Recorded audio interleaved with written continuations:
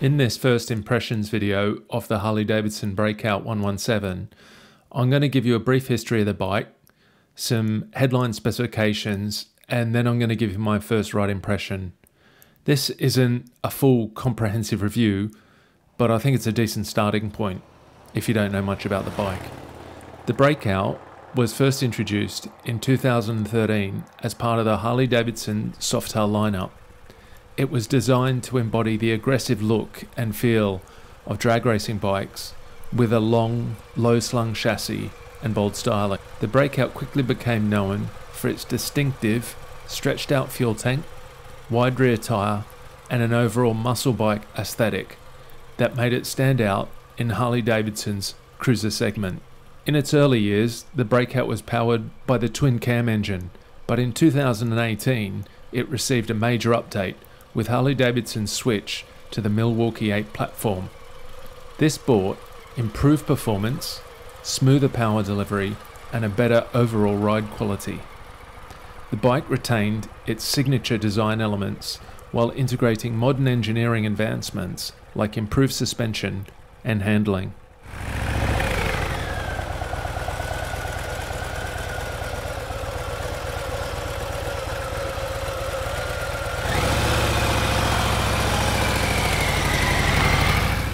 Over the years, the Breakout has remained a favourite for riders who want a bike that combines Harley-Davidson's classic styling with muscle and presence on the road. Some headline specifications now. When we talk about specs, we call the Breakout the FXBR Breakout. In Harley-Davidson's naming convention, FXBR refers to the Breakout model in the Softail lineup. F denotes a big twin engine. X historically referred to front forks, indicating that the bike has telescopic forks, as opposed to Springer forks used on older models. B, this letter stands for Breakout, identifying the specific model. R indicates a rake or a custom radical version of a model, often associated with the Breakout's extended front-end styling.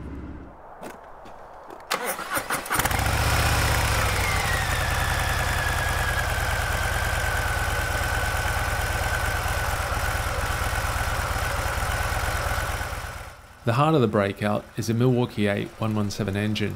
This air and oil-cooled 1923C V-twin powerhouse cranks out an impressive 167 Nm of torque at 3,500 RPM and around 101 horsepower. This engine in this bike is Harley-Davidson's most powerful Softail to date.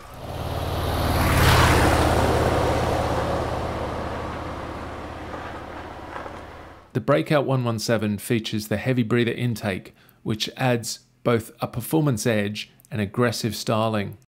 The exhaust is 2-in-2 shotgun.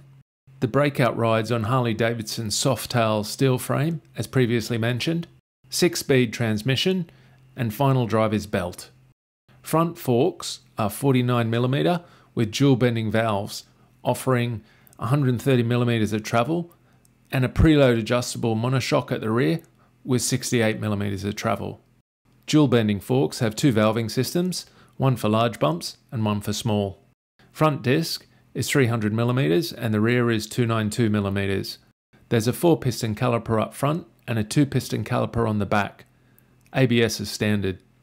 21-inch wheel up front and a massive 240x40 rear tyre on an 18-inch rim. Tyres are Michelin Scorcher 11s. Seat height is 665mm and its wheelbase is 1,695mm, contributing to that stretched out low-slung look. Ground clearance comes in at 115mm and it's got a wet weight of 310 kgs. Fuel tank is 19 litres, which is a pretty solid range, especially with an average fuel economy of around 47 mpg, so that's around 200 miles per tank. Lights are all LED and it's got a small integrated LCD display on the handlebars that gives you all your key stats like fuel, speed and range. The display can do RPMs if you like. Also, it's got cruise control and a USB-A charging point. Warranty is 24 months, unlimited mileage. Service needs to be done after the first 1,000 miles, then every 5,000 miles after that.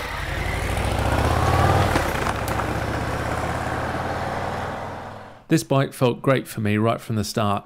At 6'1", the ride position is very comfortable and really suits me. All up, I was on the bike for about 2 hours and my bum didn't get sore, which is usually the first thing to go.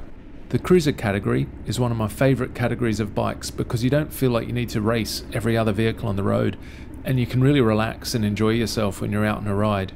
Immediate thoughts on the Milwaukee 8117 engine is that the heavy breather intake touches my right leg.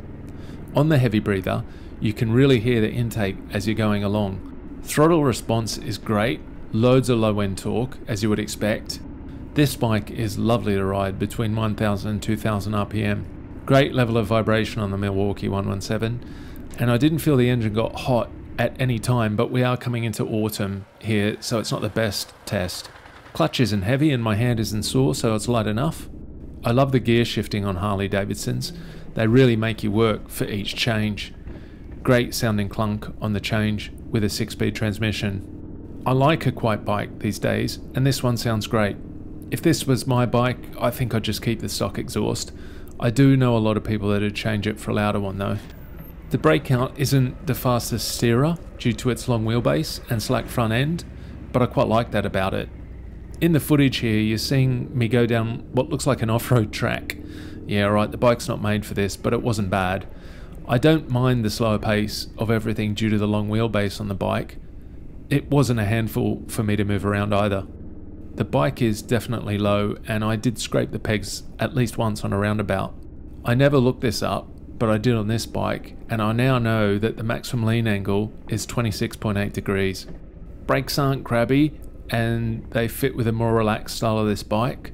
Some people have said that they want 2 discs up front, but I reckon that would spoil the look of the bike. I haven't had to slam the brakes on yet, so we'll see how we go. I felt the suspension was actually really good. Usually with cruisers, on my first ride, I'm looking for potholes which might compact my spine or make the front end crash hard. The front dual bending forks are really smooth, and it only crashed once on this ride, but it was a fairly big pothole. Back end didn't have any issues. Overall quality of the Breakout is first class. An obvious standout feature of this bike is how great it looks. I love the white onyx pearl, and if you're not into that, there's 5 other colours to choose from. I did get really dirty on this ride, and there was a lot of muck that came up onto the engine, my feet and petrol tank. But if you're buying a Breakout, it's probably not your only bike, so you may not be taking the bike out when it's like this. I was actually surprised how well the bike handled in the absolute slop I rode it through on the road at times. At one stage the back end came out, but the traction control kicked in and got me back on track. I've got the bike now for the next 2 weeks, and I now want to do some more longer days on the bike to give me a more rounded opinion. I'll be filming those, so stand by. Just waiting for the weather to improve a bit, and I have my eye on a couple of days.